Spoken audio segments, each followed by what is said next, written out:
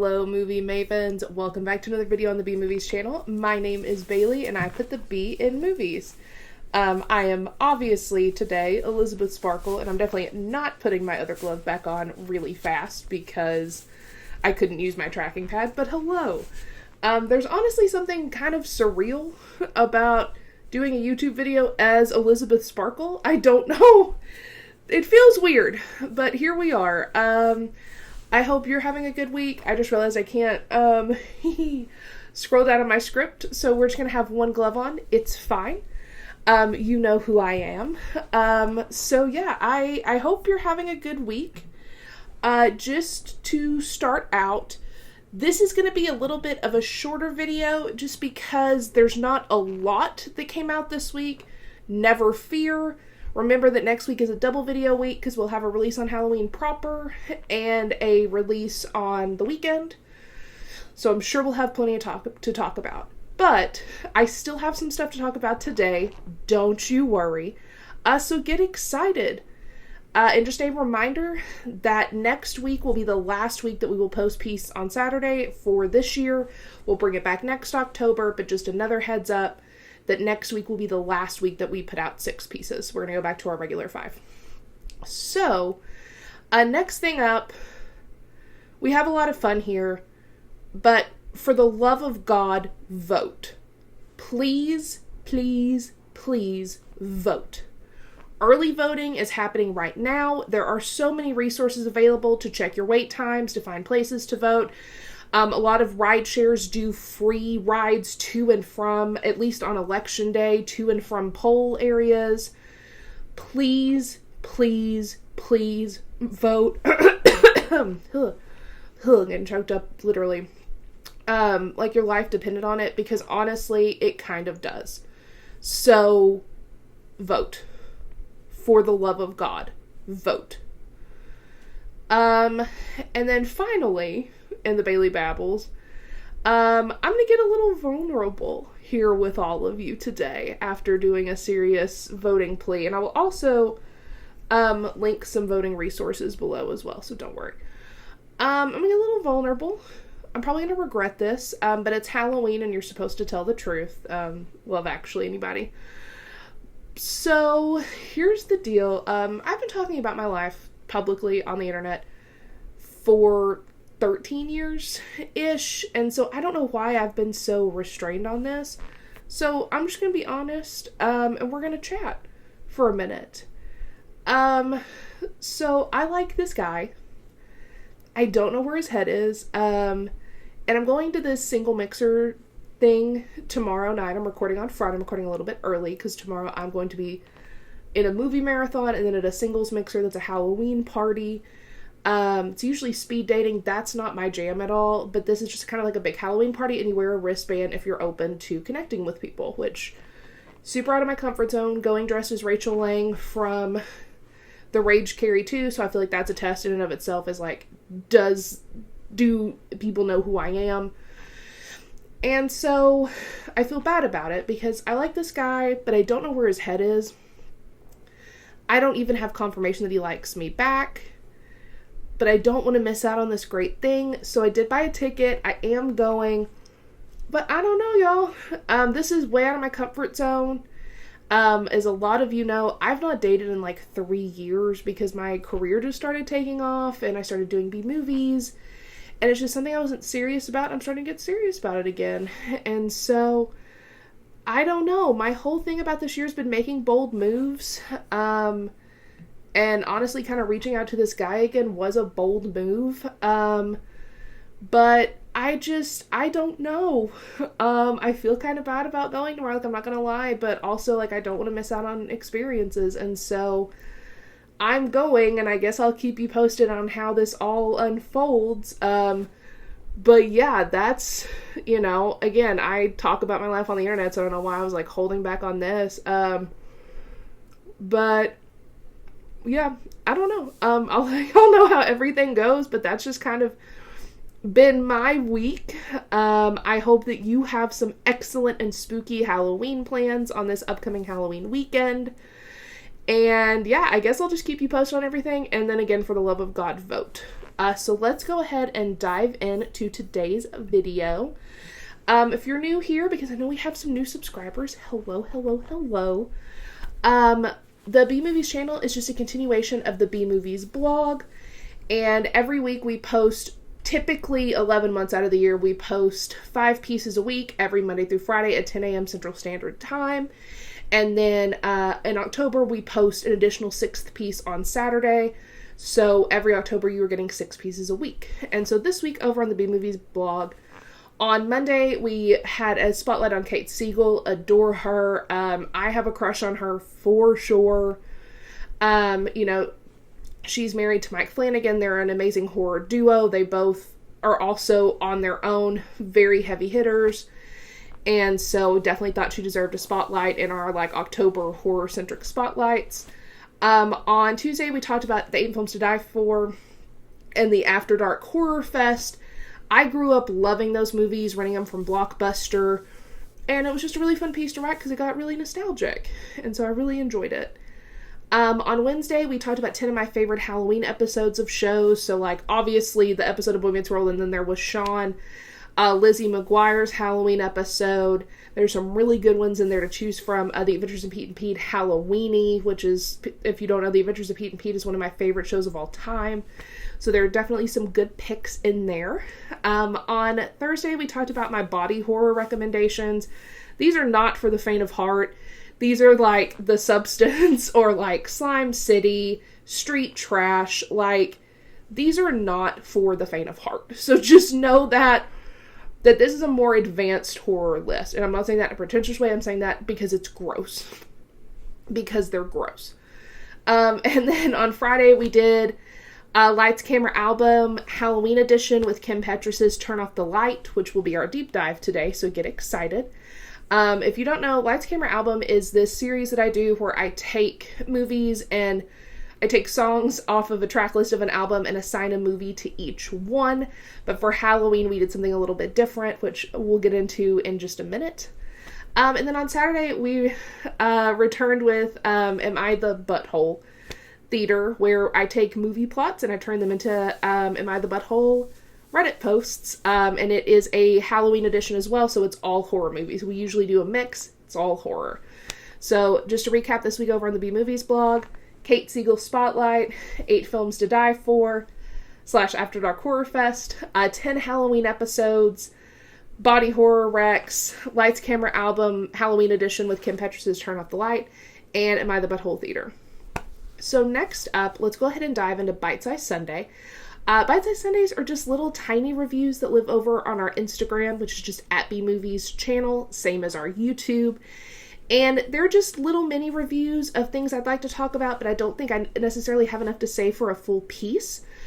So this week's hint, because you only get the hint on Instagram, or on YouTube, you don't get the hint anywhere else. This week, the hint is more like Hack-O-Lantern, am I right? So look forward to that over, again, on Instagram. I usually post them around 8 or 9 a.m. Central Time. And again, those only live on Instagram. Those don't live anywhere else. So be sure you're following us so you don't miss out. So now that all the housekeeping is out of the way, let's go ahead and jump into today's deep dive. Which, again, if you're new, the deep dive is the part of the video where I just talk about one of the pieces that you can find over on the B Movies blog this week, or something that's related to one of those pieces. So for today, let's talk about Lights, Camera, Albums, the Halloween edition with Kim Petras' Turn Off the Light. So, like I said earlier, this is a series that I love to do, and then Elliot loves as well, where I take an album and go song by song on the track list and assign a movie to each song. However, with the Halloween edition, I decided to do something a little crazy, and instead of just doing a one-song pairing and do an explanation, for each song on this album, you can find 3 to 5 horror recommendations. So, if you've never heard this album, first of all, it's Kim Petras', it's basically her Halloween album. It's so good. In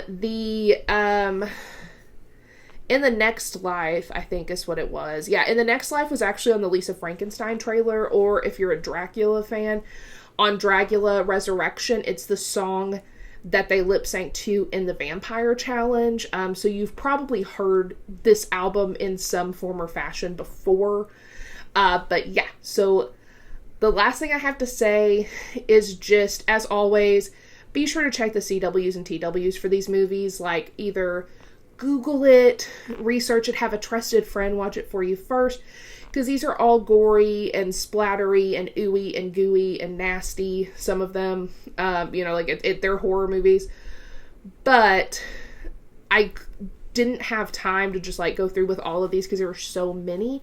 But please, just as a blanket statement, always, if I don't include them, I will usually do some sort of disclaimer like this, but please just make sure to look before you watch. So, that should do us for the intro. So let's go ahead and dive in to all of these horror recommendations. So the first song up on Kim Petras' album is Purgatory. This is an instrumental song, so I basically kind of went off of vibes. And so my movie recommendations for it are Climax, The Exorcist, because the intro is giving, like, Tubular Bells to me, and then The Guest, because the vibe of the song, it reminds me of, like, the mix CD that Anna makes for David and The Guest, and plus, y'all just know The Guest is one of my absolute favorites. Next up on the track list is There Will Be Blood. For this one, to me, it was screaming, like, female rage. Like, that's the big vibe that I got. And so my picks are Tamara, which we always know I am #Justice for Tamara. I love that movie. I think it's so underrated. The Babysitter, a classic. The Substance, Hi Hello. The Rage Carrie 2, which is, what I will be dressed as for this mixer thing tomorrow, / for Dismember the Alamo. So y'all know I love it. And then another one of my favorites, which is Hello Mary Lou Prom Night 2. I don't defend sequels very often, but I will defend both of those sequels. Next up on the track list is Bloody Valentine. So obviously 1981's My Bloody Valentine. Valentine, the one with David Boreanaz, and, like, basically everyone that was popular the year it came out. It has all of them in it. Sorority Row, and then also Terror Train. Because, like, the vibe I got, my Bloody Valentine and Valentine are pretty obvious. But I also got, like, kind of, like, jilted lover, rejected crush gone wrong. And so that's why Sorority Row and Terror Train kind of came to mind for me on this one.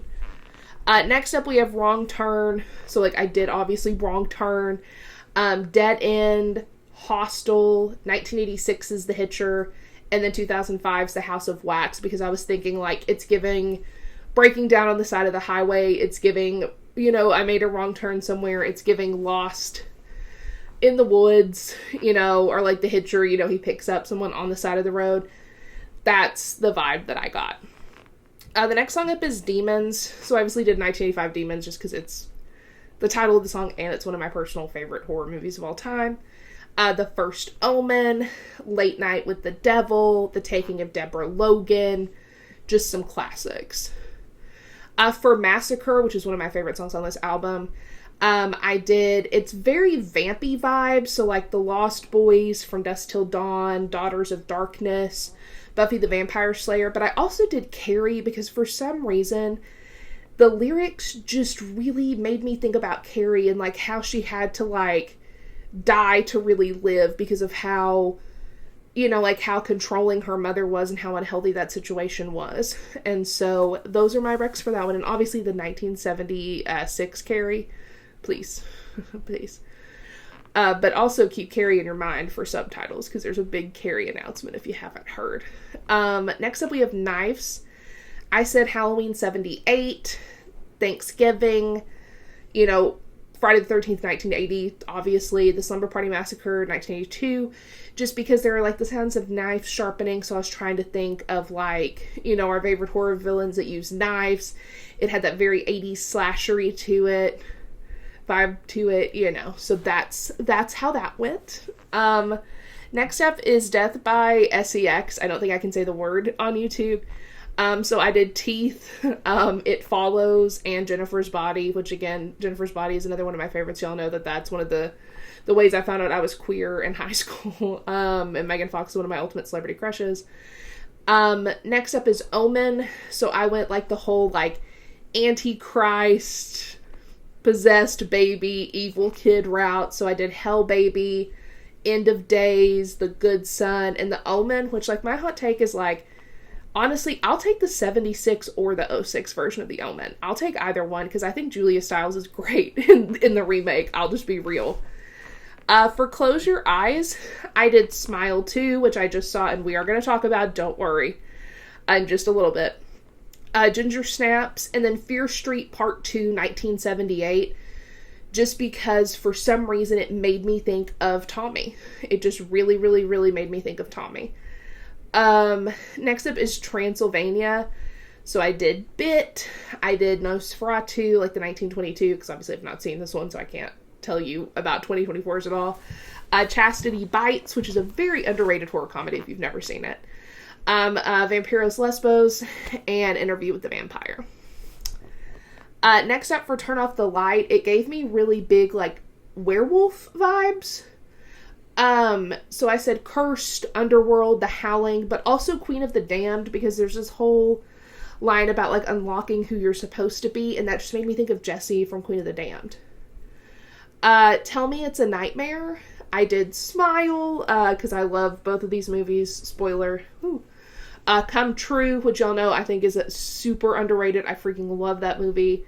The Wolfman, 1941, and then Nightmare on Elm Street, 1984, which I shouldn't even have to say.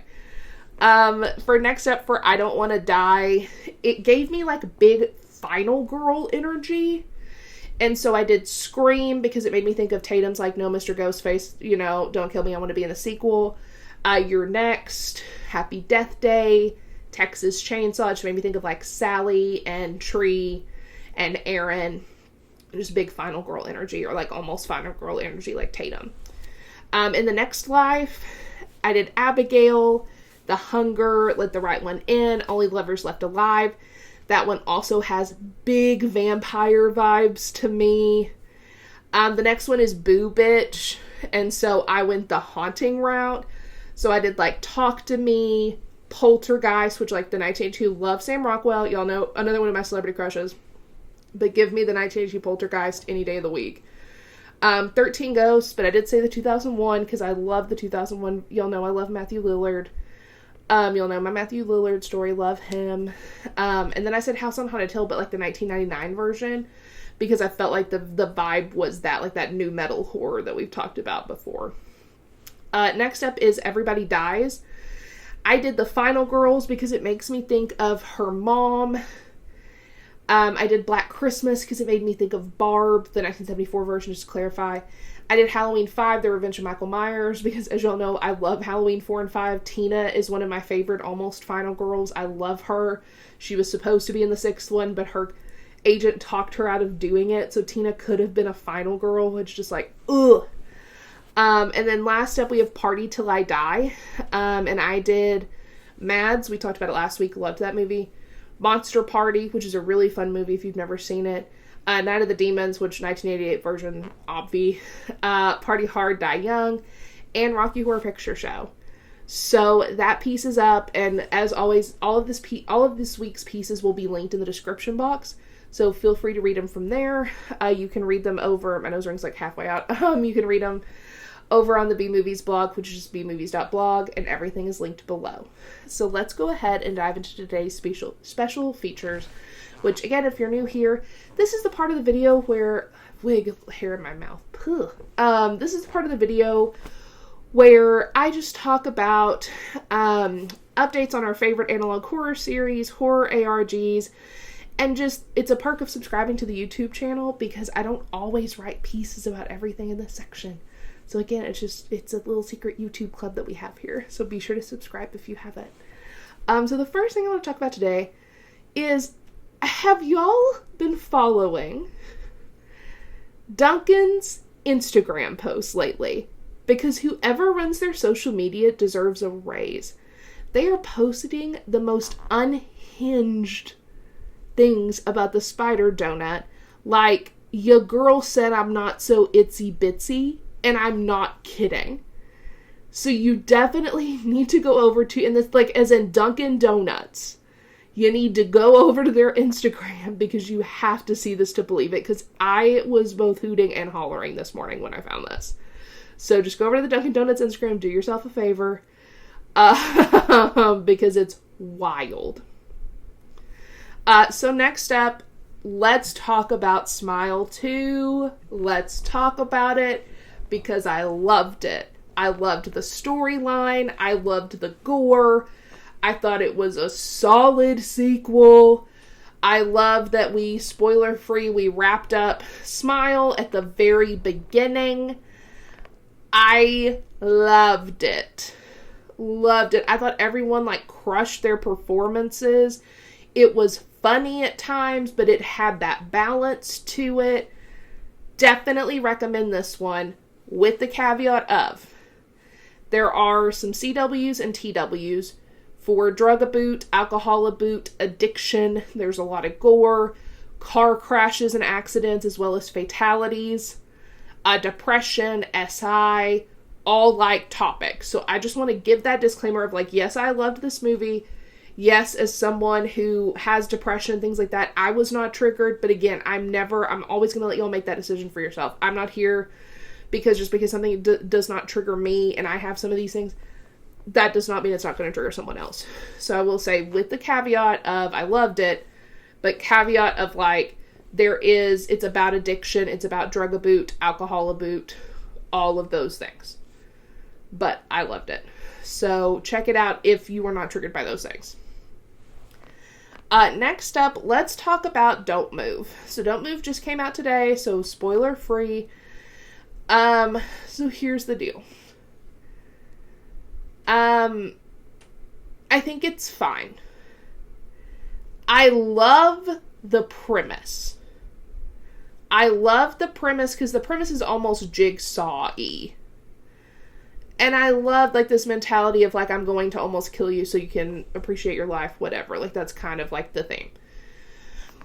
But I think the execution is shaky. My thing is, Finn Wittrock plays a good bad guy. The last time that he played, a decent person was in Return to Halloween, or whatever. Halloween Town High, there we go. I was I just watched him the other day. Halloween Town High. That was the last time he played a good guy. I think they needed to let him play more. Let him play in this space more. Because, we don't need a dandy, from the worst season of American Horror Story Freak Show. We don't need a dandy level of crazy. But I think it would have been fun to let him play a little bit more. I also felt like the characters were a little bit underdeveloped. I think it's a fine background watch. I think it's something that's fine to quell the Sunday scaries. I won't watch it again, but I always say, y'all should watch things for yourself. Just because I don't like a movie doesn't make it a bad movie, or just because I like a movie doesn't make it a good movie. So watch it for yourself, form your own opinion, my friends. I personally was not a huge fan, but go forth. I will always tell y'all watch it, because again, the fact that they even got a movie made is badass. So, that's Don't Move. So to really kick things up a notch, let's get in, y'all know I'm always going to say it wrong. I don't know if it's Uzumaki or Uzumaki. We'll say Uzumaki, because y'all know that I forget how to pronounce things the second I turn on a video. So, I'm so happy that Uzumaki is finally out of development hell, / that they really took time to work on this, because the animation is next level. And Junji Ito's work is jacked up in, just that perfect way that I like, and, in a way that I told him not a lot gets under my skin. Junji Ito's stuff gets under my skin. He did a series with Netflix, too. And his work, because that artwork is just incredible and graphic, and the things that man comes up with, just stick with you. Just stick with you. My last tattoo appointment, my artist Lito and I were actually talking about I wonder if they're going to do insert really messed up thing here, and spoiler, both of the things we talked about are in it. So, just letting you know. There was any doubt. If you have any doubt about something being in there, it's probably in there. I do recommend this, but here's the thing. Junji Ito is not introductory horror. This is more for my seasoned horror experts, particularly those okay with Cronenberg and Yuzna and Slime City. like what we talked about in that body horror piece, if you're not okay with those, I would not test out Uzumaki. That's not where I would start. But if you are good with things like that, or even like, I would put it maybe like a notch below Terrifier, because I mean, it's pretty jacked up. Like, it's pretty messed up. So all 4 episodes are up on Max. You can binge all 4 in like under 2 hours. But yeah, I would recommend it, but again, these are not for the faint of heart. So just a heads up with that. Let's talk about, Azrael, I believe is how you say it. Yo, I don't know, I deconstructed years ago. It's, the new, E.L. Katz and Simon Barrett movie. Simon Barrett is just such a good horror screenwriter. For those who don't know, he worked with Adam Wingard a lot, like You're Next, just a lot of those movies. I believe he worked on The Guest as well. I really liked it. I think the premise is very cool. I think Samara Weaving knocks it out of the park per usual. I think it's a really cool and interesting little movie. It's like less than an hour and a half long. But I think it's a really cool addition to like Antichrist and religious horror. So I would definitely check it out. Not a lot of CWs, TWs, just kind of violence. There are like some religious undertones, but kind of like, you know, think like The First Omen, Immaculate, like the Antichrist-y type stuff. But I really liked it. It's on Shudder. Definitely check it out. I think it's fun. So to wrap us up, let's go ahead and get into today's subtitles, which are just little pieces of pop culture news from around the internet that I like to share with you. So first up, very exciting news. It's a double dose of Alien Romulus news. So not only is there an alleged sequel to Alien Romulus in the works, with David Johnson and Kaylee Spaney both rumored to be returning, it's also getting an official VHS release, which I think is so freaking cool, and I'm hoping like maybe marks the return of physical media in that way. That would be really dope. Especially, like, I love a good horror VHS. That'd be so rad. That'd be so cool. Lauren Lavera, who we love from the Terrifier series, is set to star in Darren Lynn Bousman's new movie, The Monster. You may know him for his work on Saw, Repo, a bunch of very fun stuff in that universe. So very excited to see that. I think that those two are going to work very well together.